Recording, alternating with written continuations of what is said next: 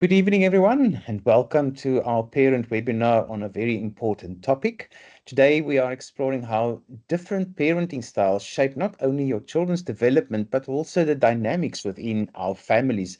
And this session is designed to give you practical hands-on answers to the questions that often arise as we navigate our unique parenting journeys. Sam Rotaro is the education psychologist at Kiro Eitzig and the project lead for the Kiro Learning Support Project, and I'm an educational specialist. And we will explore how these parenting style influence everything from your child's readiness to learn to their emotional well-being. And we will discuss strategies to ensure that your approach supports both your child's growth and your own well-being as a parent. So we're here to offer insights and advice that you can immediately apply in your daily lives. So if you would like to ask questions, you are more than welcome to use the Q&A section of this chat, and I will read out, but I'll keep an eye on it, and then I will ask the question to both of us, and we'll try to help you. So, Sam, let's start off with you. Could you start off by explaining the different parenting styles and the background to them? You're always so good at that. Thank you, Johan. There are basically four different parenting styles, and it's important to realize that a parenting style refers to an approach that parents use to raise their children. It's the general way in which you approach the child, in which you handle barriers, handle boundaries, handle things that come up during the day, and how you navigate them growing up. They're typically shaped by cultural, social, and economic factors, and especially in the way that you were parented. So we often parent the way we parented, and we don't not aware of the different styles and the different approaches. But what's important to know is that without knowledge, we don't know. It's not something that anyone's doing wrong. It's just various approaches that have various outcomes, and that's what we're going to run through and chat through tonight. So we start off with authoritative parenting. And this is a high responsive, high demand approach where parents set very clear expectations and rules, but they're also supportive and understanding. So, although you have firm boundaries, you still take the time to rationalize and explain why they exist. And you talk to your child and discuss the reasons for consequences, the reasons for boundaries. And you also highlight and support the positives. So your child feels heard and seen. You encourage independence while maintaining limits. We often see this as the most effective parenting style because authoritative parenting is associated with positive child outcomes such as high academic performance, high self-esteem, good social skills. It balances the need for structure as well as child's autonomy. So they feel heard, they feel like they have a voice, even though your boundaries as a parent are set firmly. Then we have authoritarian, which many of us are used to and have experienced in our lifetime. And that is a high demand, low response. There's strict rules, there's no negotiation. The emphasis is on discipline and obedience. And this is often rooted in your cultural and traditional values that prioritize respect, authority, and order. Now, we've come to understand respect as an element of mutual respect. So, just because there's a boundary in place doesn't mean I enforce it physically. It doesn't mean that there's no room for discussion or exploring the reasons behind it. But authoritarian does not explore. There's no autonomy, there's no reasoning. It is because I say so. We all know that. Do it because I say so. And then if you do not meet the boundary or you do not meet the expectation, you're often faced with somebody ignoring you, not speaking to you, that feeling of isolation because you don't meet the expectation. That's very authoritarian. It can lead to very obedient children, but they tend to have a very low self-esteem and high levels of anxiety, always wanting to please. And the concern here is that they tend to build social relationships like that. And then they become people pleasers and they fall very easily into peer pressure. Then we have what we call permissive parenting. That's very much high responsive, low demands. There's no real expectations. Children are very indulged, no firm boundaries.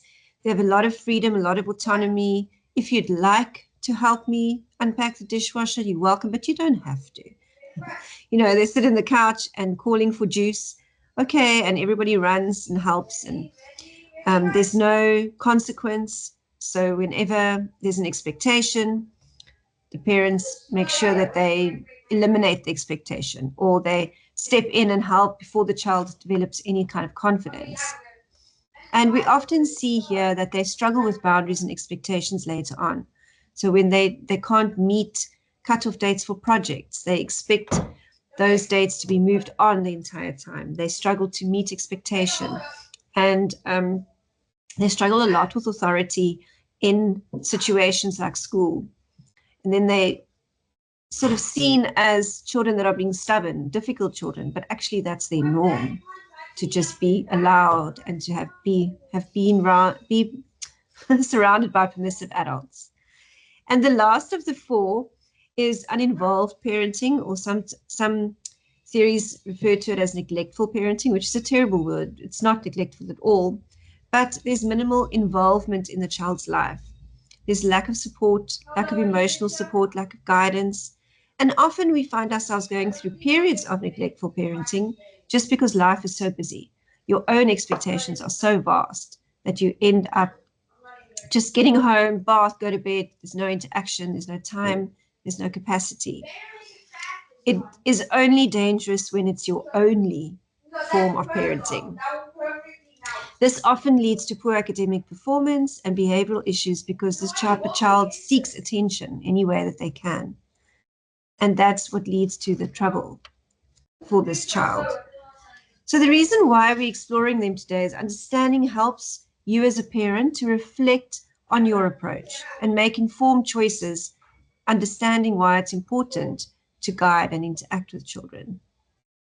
So Johan, talking about the different styles, how do they influence a child's readiness to learn and perform academically? It's very important that you think about these things because different parenting styles can really shape how ready your child is to learn and to do well in school.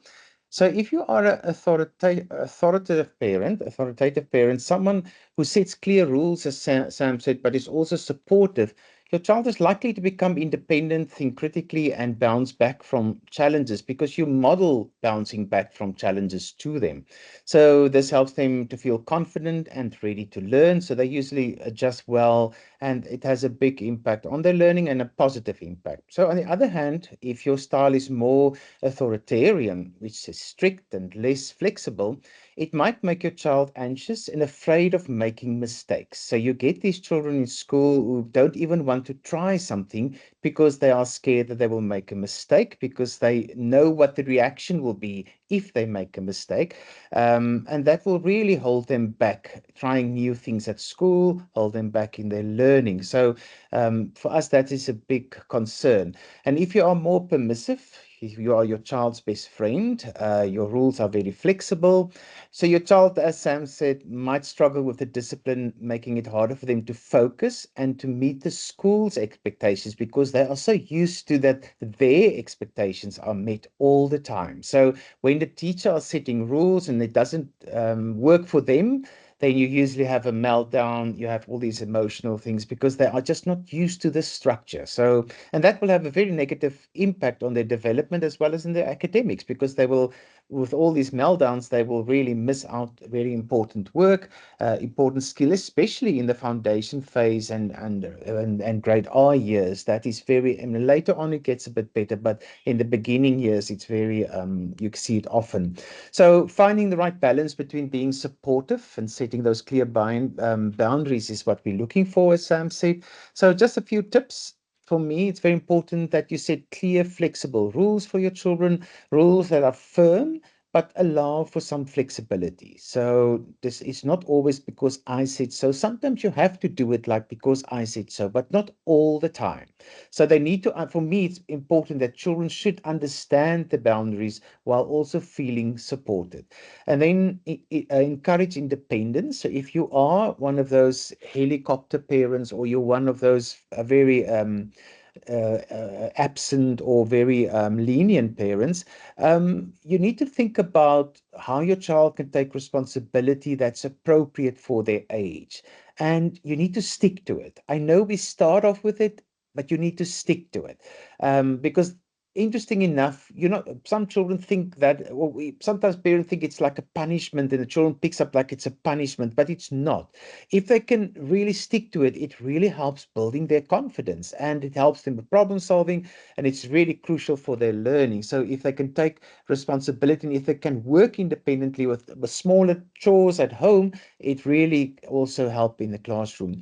And be supportive, but not overbearing. Do not be a helicopter parent. They are always over the child's head because they need to work independently. And then I think we always say this, but we always come back to create a stable routine, because that helps with anxiety. It helps to make it easier for them to focus on learning. So if you're a very flexible parent, a stable routine is usually the one. You just can't get your children to bed.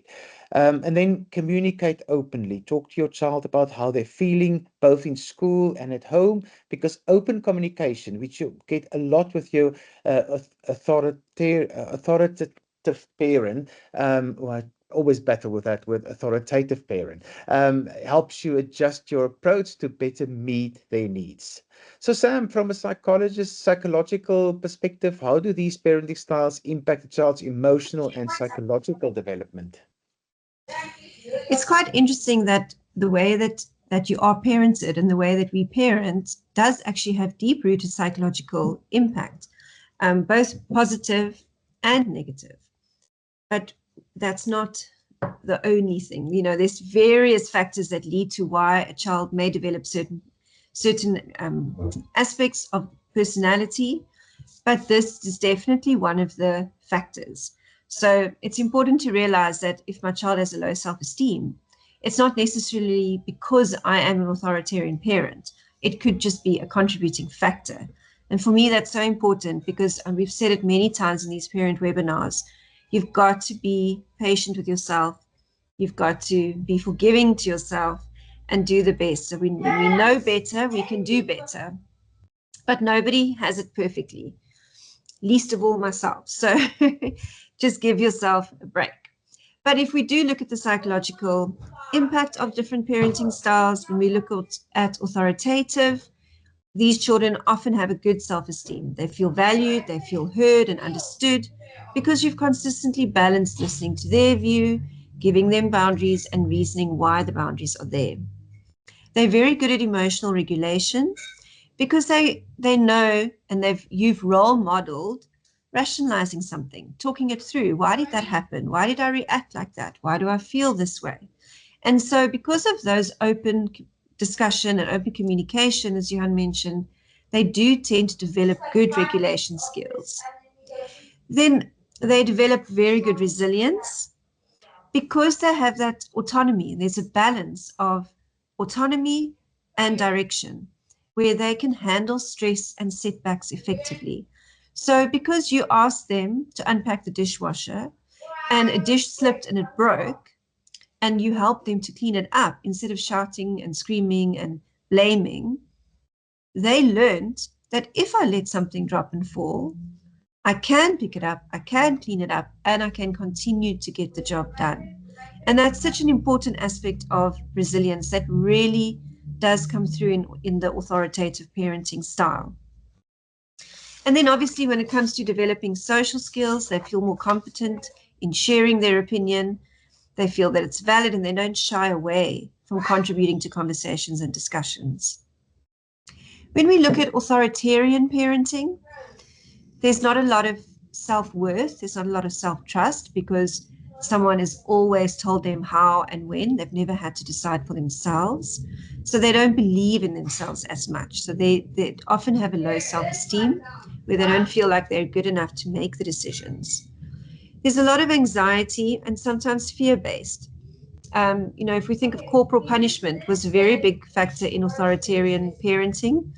And there we behaved out of fear. We didn't know why we had to be quiet and sit in the corner. We didn't know why we had to be seen and not heard, but we knew there was a physical consequence. And that often leads to fear-based behavior rather than respectful behavior, respecting authority, respecting boundaries. And then, of course, we have the rebellion that comes across in authoritarian parenting style. Because of that authoritarian approach and them never being able to decide for themselves, when they hit adolescence, in adolescence, there's a terrible and a tormenting time where they're trying to find their voice. And if the voice is consistently quietened, they will push back even harder. Not because they're being naughty, not because they're being disrespectful, but because they need to emotionally and physically find their space in the universe. It's the phase that they're going through in development, and therefore they tend to push back.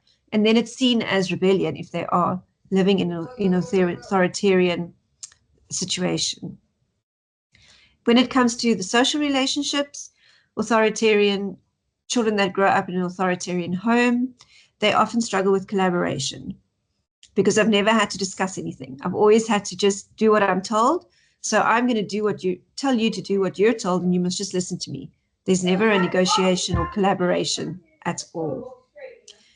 When we look at permissive parenting, here the emotional impact is quite concerning because you as a parent feel like you're doing good because you're just letting them do whatever their heart desires and letting them explore and just go wild. But actually, that lack of boundary can lead to anxiety, can lead to me not being sure. I'm not sure because last time I fell over, everything was broken.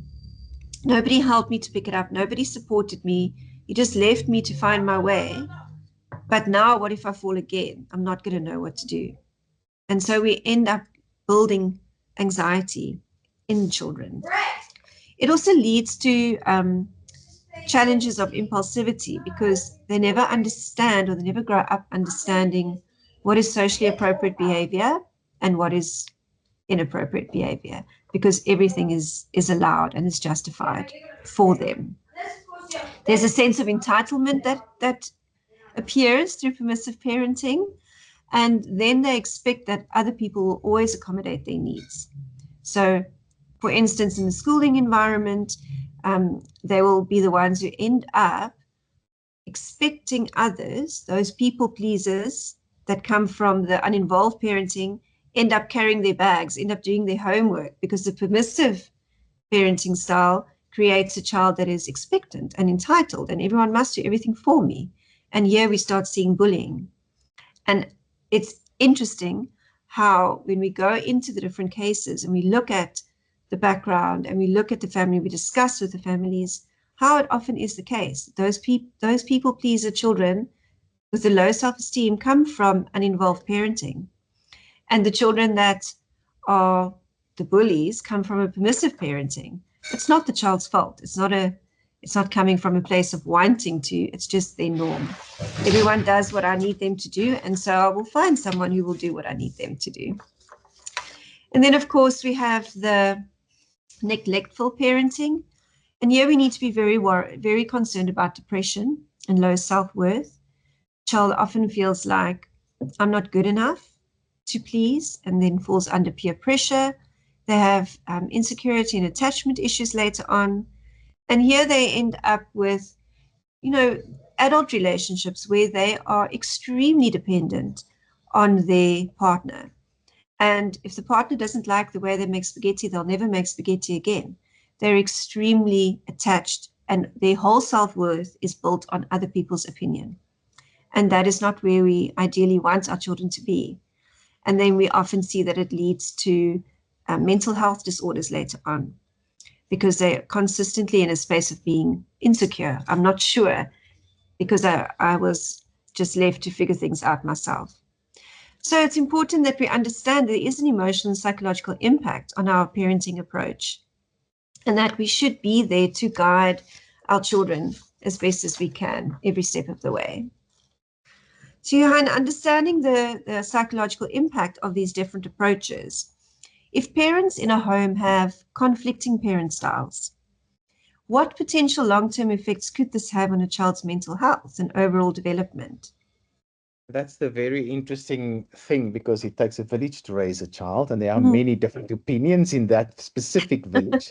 And it's also very interesting when two parents are really have different approaches. And it happens so often because remember, your parenting style is a reaction to how you were raised. You were either very happy and you want to raise your child the same, or you want to go totally to the other side and kind of do the opposite. So when parents have different approaches to parenting, it can really confuse children and make them really feel insecure because they're getting mixed signals about what's expected of them, because the one parent will handle it in this way and the other parent will handle it in another way.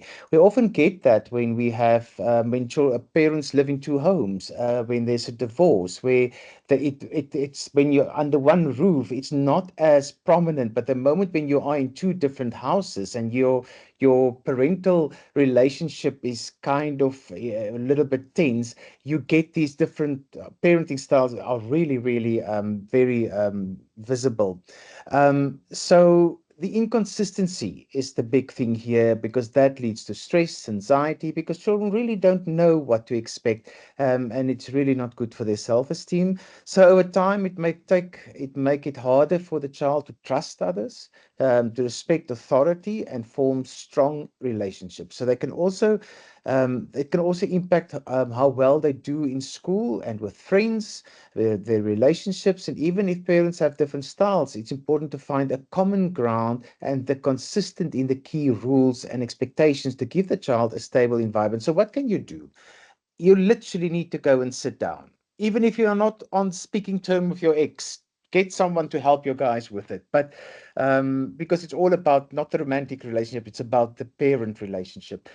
Agree on core rules. Agree to disagree when you are alone, but when you're going to be a united front. So sit down with your partner, agree on the most important rules, not the petty ones, the important ones, the boundaries for your child. And even if you approach things differently, you should have some common ground that you're going to, because remember, we want this child to feel safe. So think about that. What can we do in our parenting style to make our child feel safe, supported, and that they really feel trusted? So, and then present a united front.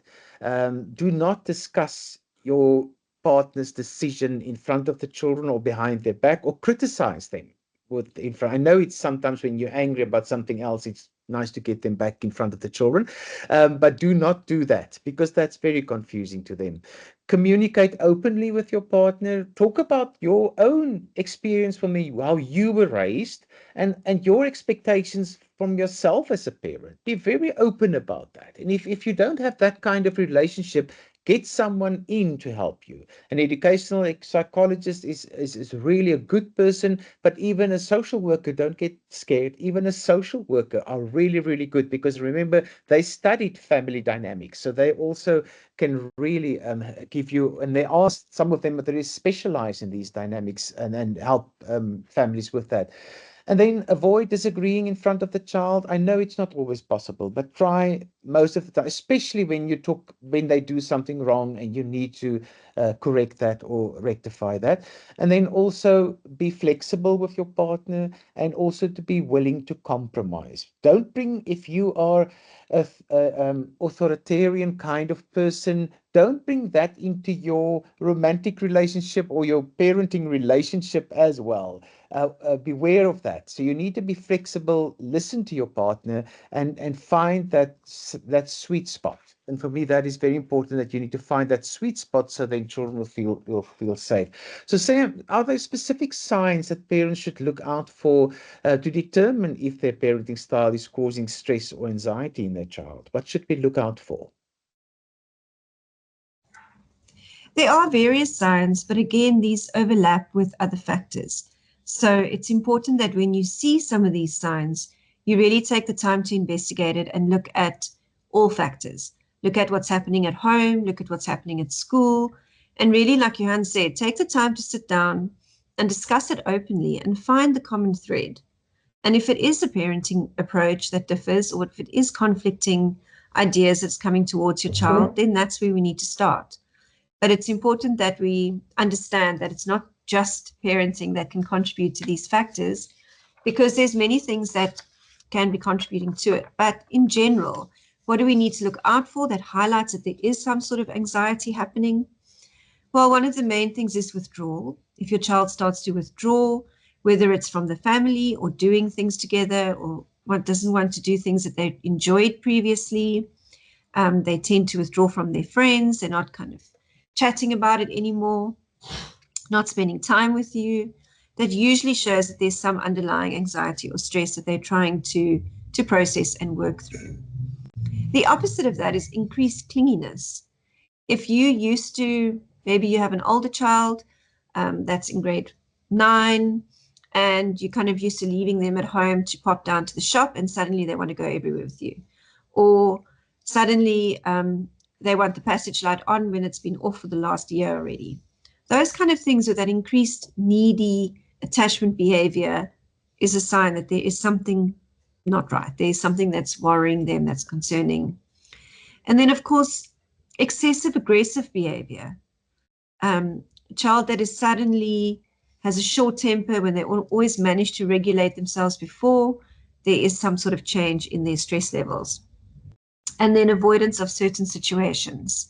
So if you find that if you are in a two-parent home, or you have two separate homes, and where they were always comfortable to go, they're suddenly not so comfortable to go, those kind of things need to be explored and discussed, because it is an indication that something is askew, something is not, normal, that something has changed. We need to also realize that in parenting approaches, you have a style that is you brought up with and that you've used all along, and it's not something that is one way today and different tomorrow. And so for the child, it is their norm. So you will often only see these indicators that I'm talking about now come across in sort of intermediate phase going into adolescence, when they start exploring beyond the home. So when they start to go to friends' houses, when they start to go to parties, or they go for sleepovers, when they start exploring the world around them and they realize, oh, not everyone's treated this way, that's when you will often see that these become more prevalent. So before, it might have been their norm, and they are still fearful, but a change means that they are exploring the world around them. Constant worrying. Now, this is something that will come across from the beginning. If you do have a highly anxious child and parenting is a contributing factor, this will be there from young already. Constant worrying, low self-esteem, sleep disturbances are also very prevalent. Can't sleep through the night, often crawl into bed with you. There's an attachment concern. Somatic complaints, that is when there's often a tummy sore or a headache. There's some sort of physical that's not related to an illness. And those are often seen when they have to go to the other parent, or when they're uncertain, or as a sign of attention seeking when they are in a neglectful environment. You might be a very authoritative parent, but suddenly you have a contract that's taking your time away, and for 6 weeks you may have had to adopt a more neglectful parenting approach due to other factors. Now, suddenly, your child often has a headache or a stomach ache, that can be how you can see that suddenly, okay, this is not working for my child. I have to sit down and understand what's happening. Then, of course, when it comes to school, suddenly you're getting phone calls about concentration that you haven't gotten before, or you're suddenly getting phone calls about negative thinking patterns. Suddenly your child is saying things like, I can't do it, I'll never be able to do it, I won't be able to do it on my own, I need someone to help me. There's a change in their thinking patterns. And then socially, you'll also see that they might start having more issues with friends, not being able to connect in the way that they used to, or they avoid social behaviors, and a decline in school performance. All of these are important to just stop, take note, and have a discussion, like Johan said. Get together with your co-parent and talk about what are the contributing factors, what may be happening here. So when parents notice the signs of stress or anxiety, Johan, how can they work with teachers to support children who come from households with conflicting and inconsistent parenting styles, those that are starting to struggle? Yes, when parents notice that And usually, as you said, they see the child's maybe stressed or anxious. The teachers can really play a role. When you can't create a stable and predictable environment at home, the teacher can do that in class, but the teacher need to know that it's a very flexible environment at home so that they can support your child to get into that routine. Because if the teacher don't know, if the teacher doesn't know, how is he or she going to help you? So, and that's why it's so important to communicate openly with your teacher, because your teacher is trained to understand. So the more they know, the more they can support. Because they can adjust how they teach, they can adjust how they do their time management, they can make so many adjustments in the class if they know. It's also important to really share what's going on at home. I know you don't have to share all the juicy stuff, but give the teacher a good indication of what's going on. And then also, a lot of the times when that happens, you start fighting with the teacher because you kind of irritated with the teacher. Think about why it is like that, and maybe think about your parenting style, and then start working with your teacher. Regular contact, discuss how your child is doing, discuss the signs of stress, ask for a little bit of extra support, and then also try to agree with the teacher on some consistent strategies or routines that can be used both at home and at school, so that you do the same thing for certain behavior at home and at school. So try to coordinate that, and then keep on communicating. That for me is the most important part, to keep on communicating. Do not stop communicating. So, Sam, how do parenting styles influence a child's ability to form healthy relationships with peers, and other authority figures? So we've mentioned it a few times now. The four different parenting styles really lead to your understanding of relationships and how you manage relationships going forward, and even in your adult relationships, not just at school. So you might find that if you looked at your relationship, your adult relationship now, and you look back at how you were parented and back then, you'll often see a connection. You may have a severe need for attachment. You may have a expectation. You may have been indulged, and now you expect your partner to do everything for you. All of that does contribute, and that's why it's so important and valuable to be aware of these things. So when we look at authoritative parenting, these children have got good conflict resolution. So they know how to reason something, how to discuss it, and they're often socially competent. They have a respect for authority because they're used to having boundaries. And as we all know, that really helps to develop in your work environment, knowing when to sort of submit to a boundary, but also knowing when it's important to stand up for yourself and negotiate and share your opinion. And growing up in that authoritative environment builds those skills to be aware. Authoritarian parenting again can that need to obey often does impact the adult relationship because they are used to, their norm is to just obey, don't question. And so that does impact in the long term. They may be less flexible and less rigid in their thinking and interactions. And so if somebody doesn't quite meet the expectation, they walk away from a potential relationship that could have been good. Or they don't have much flexibility and trust in people. Perhaps they are at university and they're sitting there, and the lecturer today says it's blue and tomorrow says it's orange. And that because of them being used to being obeying and rigid thinking, they then cannot understand that flexibility and why would you be different and than you were yesterday. And then obviously a fear, that fear of, if I disobey or if I share my opinion, this person is going to leave me, this person's going to move away.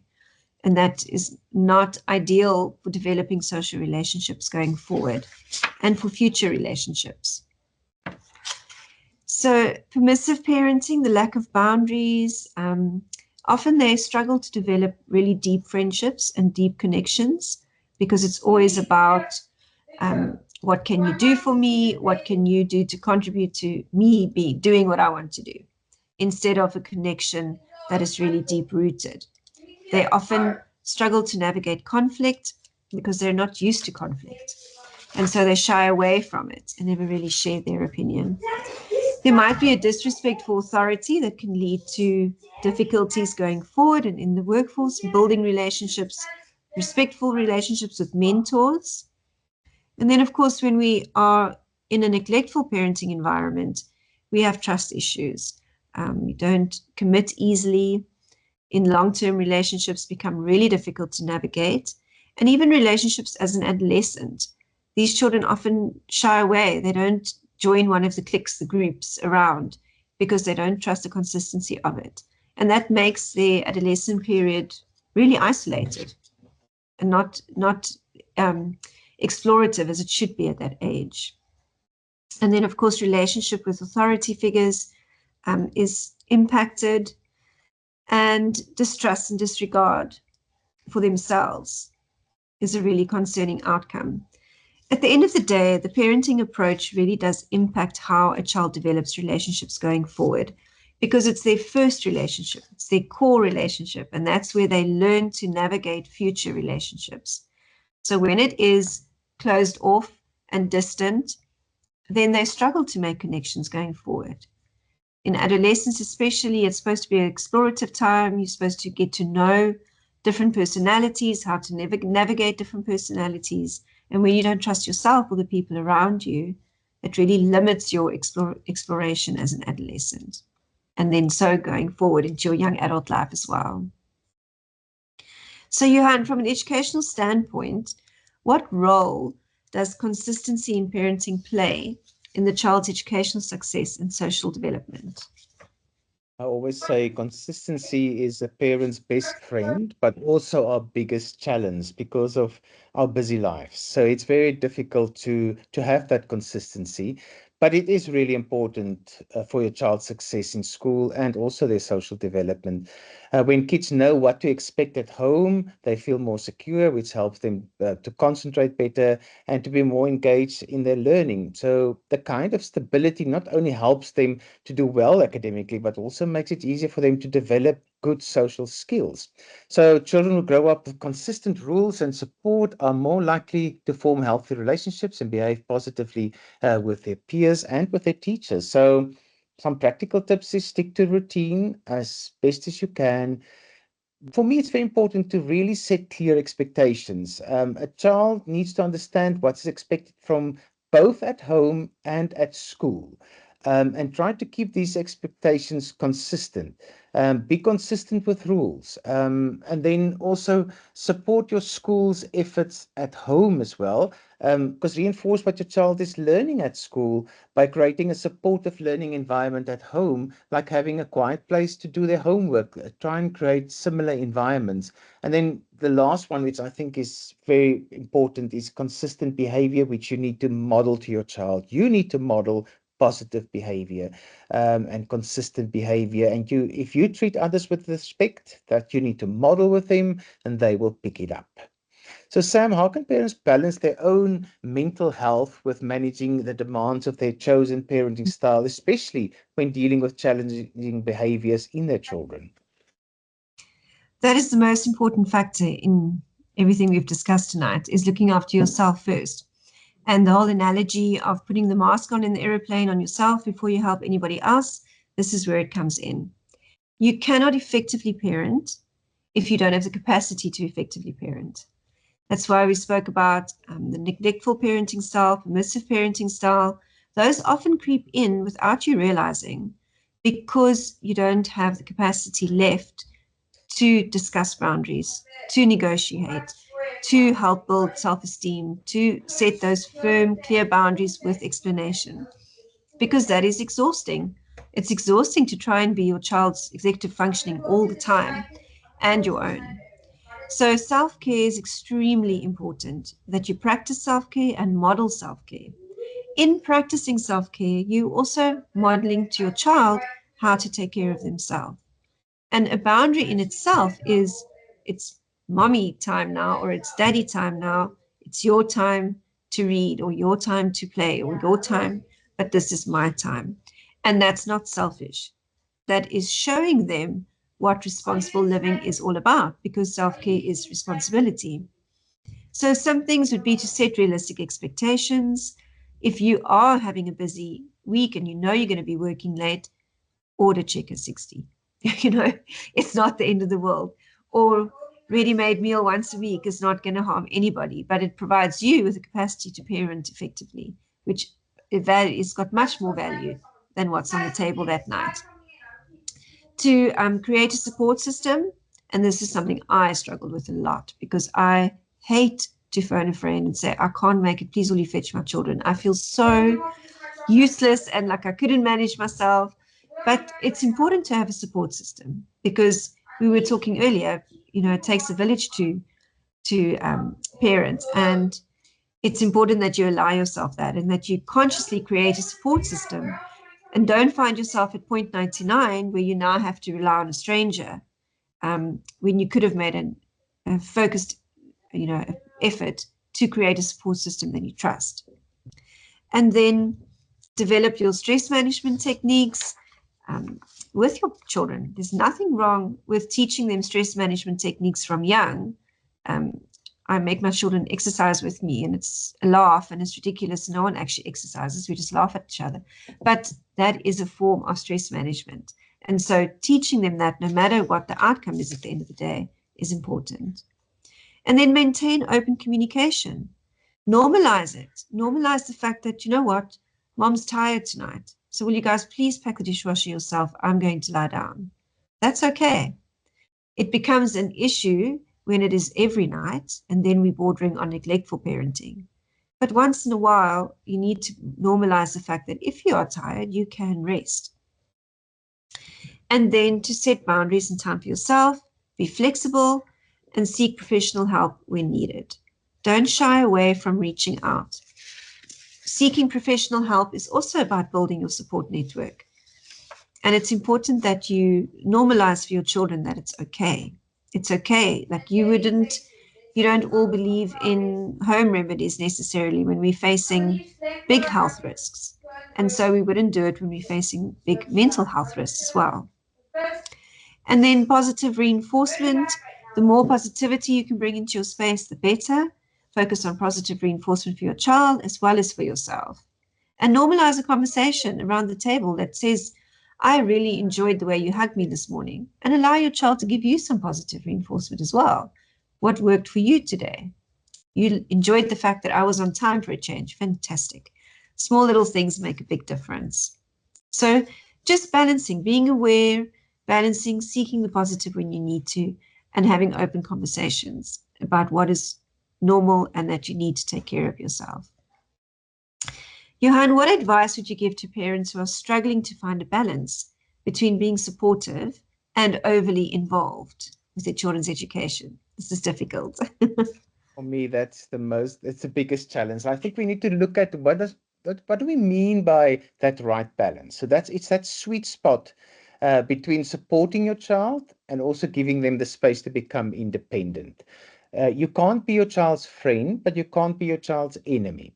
So you can't always say yes, but you can't always say no. So it's that sweet spot for the what and the when. And you need to guide, you kind of need to know what to do when they need it. And for me, that is what is the biggest challenge for us. So it comes back to communication, but what is important for me is that you need to allow them to take the lead. You need to think about how much do you and we measure this not on a daily basis. We measure this over a week's time. It's the same with the child's health eating habits. You don't measure it on a daily basis. You measure it over a week's time. So you need to think about in a week's time of over a week, how much did your child, how many things did they do on their own before you stepped in? I know we have days where it's crazy, where you have to help them to get this done, otherwise you won't get sleep. So that's why I always say you measure it over a week's time, because other days is calm and that will go, there you'll find the balance again. So if you have one day that's not kind of balanced, it doesn't mean you're a bad parent. Look at it over a week's time and decide there. So and then think about how many times did you allow them to take the lead, to take responsibility, to solve their own problems. And if you think, oh, they never do it, then you are in trouble. Then you need to think about it.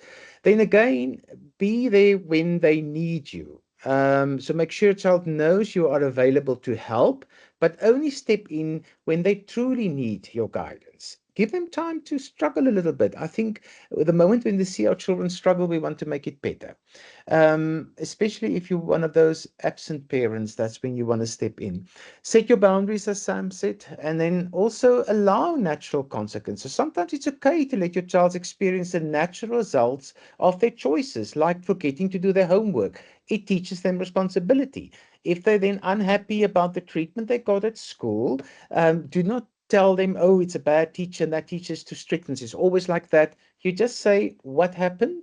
What can you learn from it? What can we do better? How can we put something in place that it will not happen again? And that's where that open communication comes in, so that you can talk to your child about everything that happens to them, and then you can literally move and adjust your involvement based on their needs, and also how much independence they already developed, and should be age appropriate. So you need to always think about how old they are and what is, but again, your involvement with your child and taking control, you measure over a week's time, not on a daily basis. So think about it over the week. How much time do you allow your child to solve their own problems? And sometimes it's scary when you start looking at the number of times you do that. So, Sam, are there any psychological theories or models that best explain the impact of parenting styles on a child's behavior and development that parents should be aware of and that they can look up, and that they can Google? There's very many theories, but I think the one that's most prevalent to parenting styles is the attachment theory. That one really speaks to how the child develops relationship information and how they use relationship information.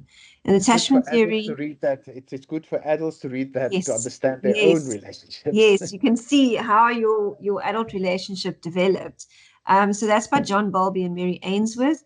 They wrote the attachment theory, and basically it focuses on the bonds between children and their caregivers and how that later impacts your adult relationships and how you see relationships. So you have secure and insecure. There's many variables in between, but the two extremes are secure attachment and insecure attachment.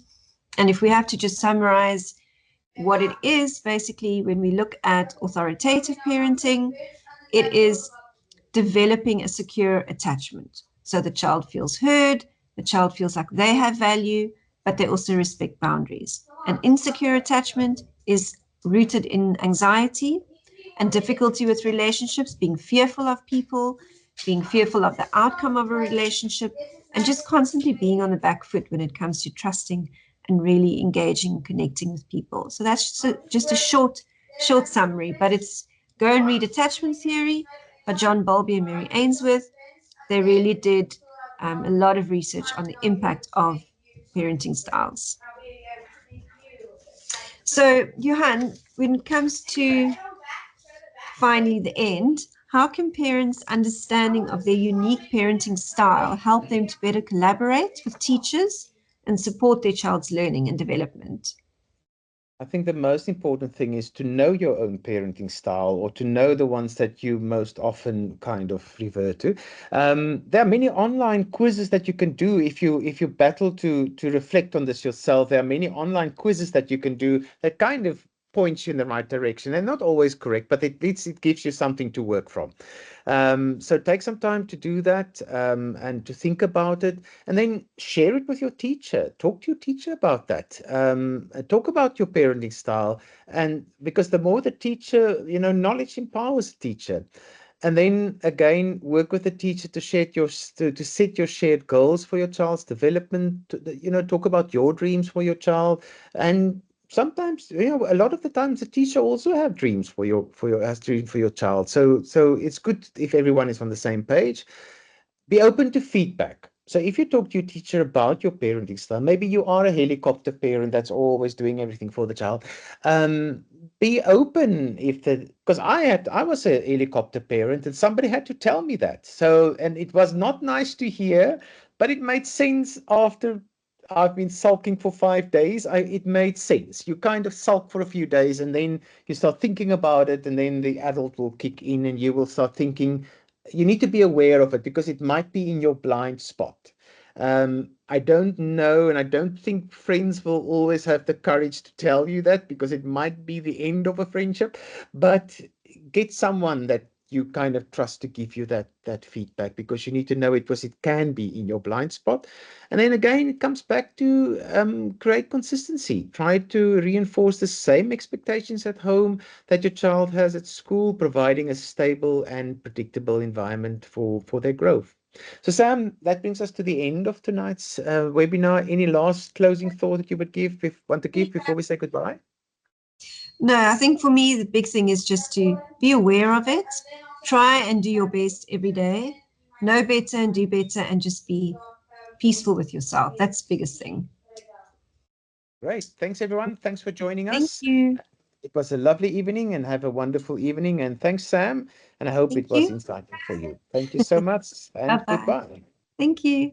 Thank you. Bye.